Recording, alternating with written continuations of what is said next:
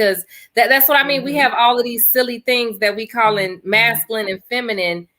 It's all super silly. Like, I still need people to thoroughly define for me what is masculine and what is feminine outside of the arbitrary things that they continue to pick out and choose. Like, I was watching Ashley on the show the other day, and somebody said it was feminine for a man to carry his baby in a baby carrier. So I don't really, it's like, to me, it's just throwing anything at the wall to see what stick. It's basically anything I don't like, I'm just gonna put it in a category as an insult. Like I have conversations with people all the time, and I have, my good friend is actually here in the comments, and we always talk about masculine and feminine forces, right? But it's never in any type of derogatory way. Like, there's no, like, we understand that men and women there's masculine and feminine energy. It just exists, right? It coexists. It's a thing that both people should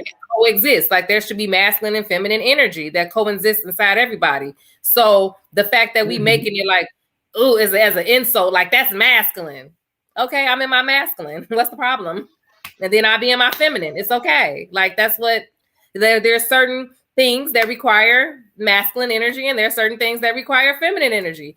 What is the insult? What is the problem? Why is that seen as like I say, as an insult now? Like, to be like, you're a masculine.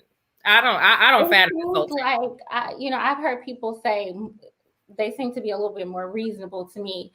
A few people say, well, you have both traits. Right. I never really thought of it that way, because people really just started talking about this. In 1900, a woman was feminine, a man was masculine, and then as time goes on, our perceptions of what is feminine and what is masculine do change. I remember a time when women wore only skirts, and it was considered masculine to wear pants. That has changed now. But that doesn't take away from her womanhood, and it doesn't detract away from all of the other so-called feminine qualities that she has. I always saw the qualities that they use to define femininity and masculinity as people traits. Yes, that's the point. Yes. Kind. Why is it that only women are supposed to be kind? Why is it that only men can be confident? You can have a kind man that is no less masculine because he's kind, or because he's giving, or because he's attentive. Men, as they get older, they get children, and they become more attentive. They become attentive to their children. That's a part of being a dad, not just providing. If they're good daddies, they will. We kids need that from their fathers. It's not like that has to only come from women. Kids need also some time with their fathers, and that doesn't make them less masculine. And I had an interesting individual try to argue with me. You all are aware. Try to argue with me that, well, your feminine energy, and I don't care for that term. What does that mean? Your feminine, I prefer more so behavior, I guess. Your feminine behavior should be stronger than your masculine. But I'm like, well, wait a minute. So you can be completely kind and completely confident, or, just as kind as you are confident. You know what I mean? Like, it's just all arbitrary and subjective.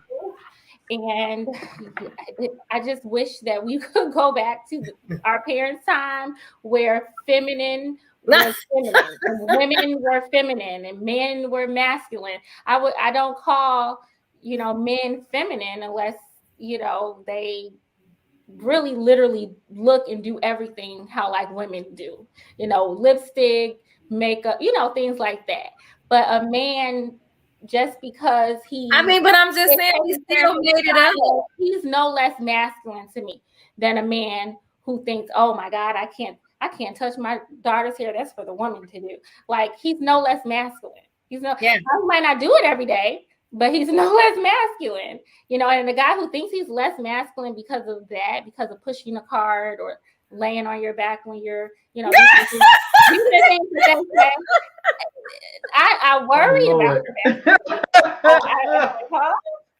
So That had me dead. I mean, in the comments, how many of you guys have ever heard that a man feels feminine if he is laying on his back during the acts? Yeah. During the romantic act with the woman.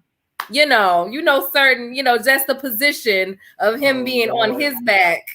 Makes him less masculine. I've never heard a man say that made him feel feminine. That was I've never heard that either. I never heard that either. No, I've never heard that.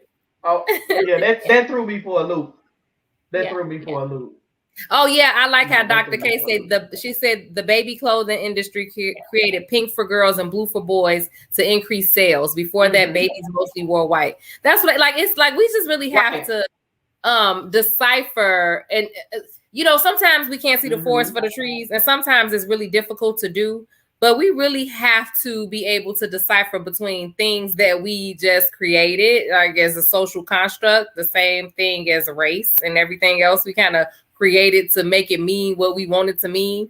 That's what we do with most things, and that's what we've done with that. Things that we've decided this is for a girl and this is for a boy, and we just continue to reinforce it.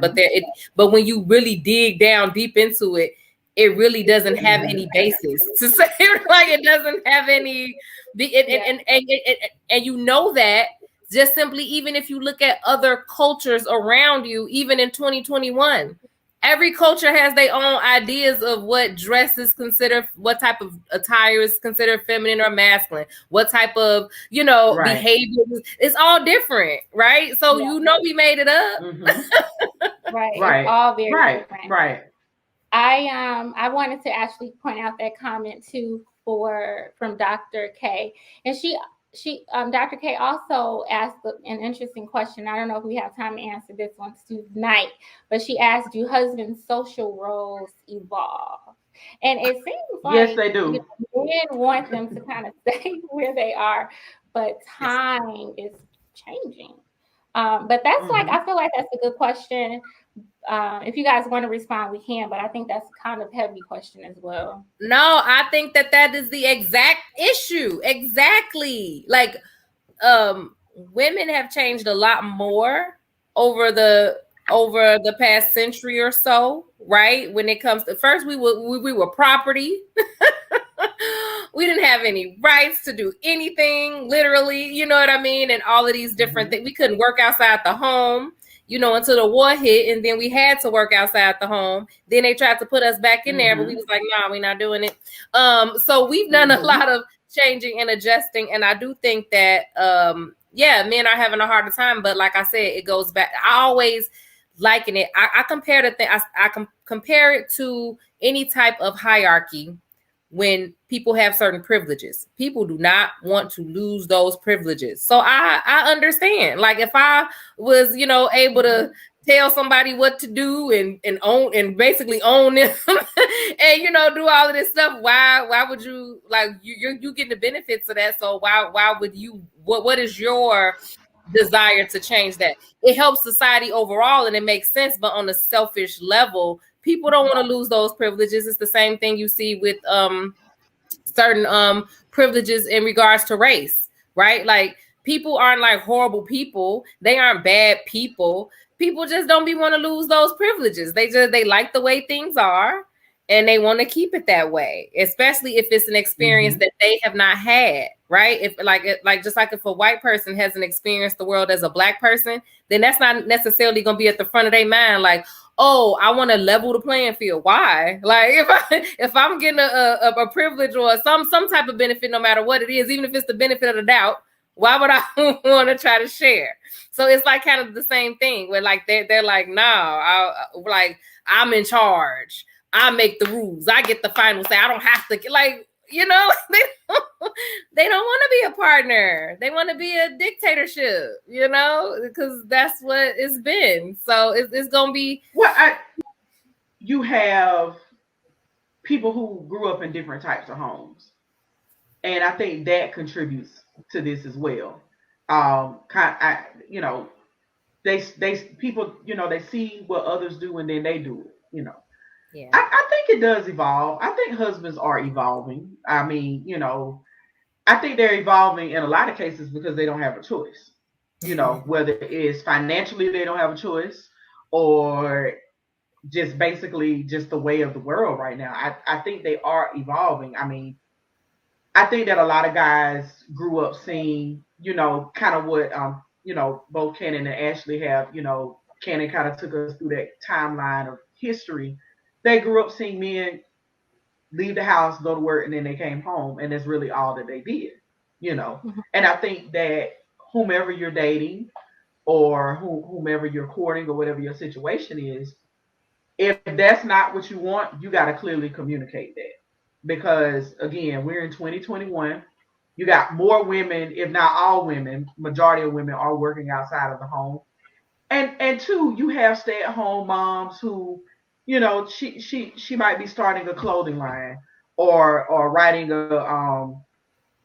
writing a blog, or have her own website, whatever it is. That's considered work and alternative stuff as well. He's not gonna have a choice but to evolve around that. And it could be as something simple as before, he didn't do dishes and now he got to do some dishes. Or before they don't it's, like that, he didn't know though. how to put a ponytail. No. You a feminist? Yeah, he don't know how to put a ponytail in the hair. Hey, I'm just telling you what it is. Well, okay. Okay, I have to be fair. There are some men who are okay with who are actually like my husband, for instance. He prides himself on being very hands-on with his children.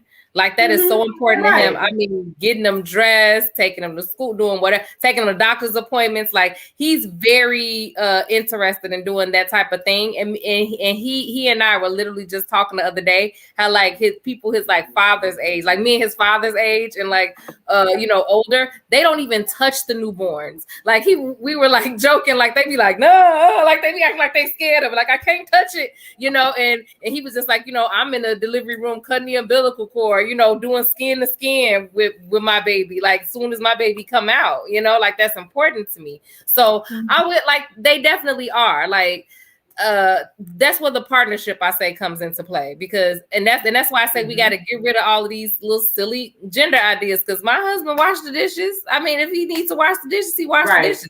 He cook, he does stuff. We kind of mold and do whatever needs to be done at the moment. It's not like that's your job because you're a man, and that's your job because it's like, no, what makes the most sense to get this thing done?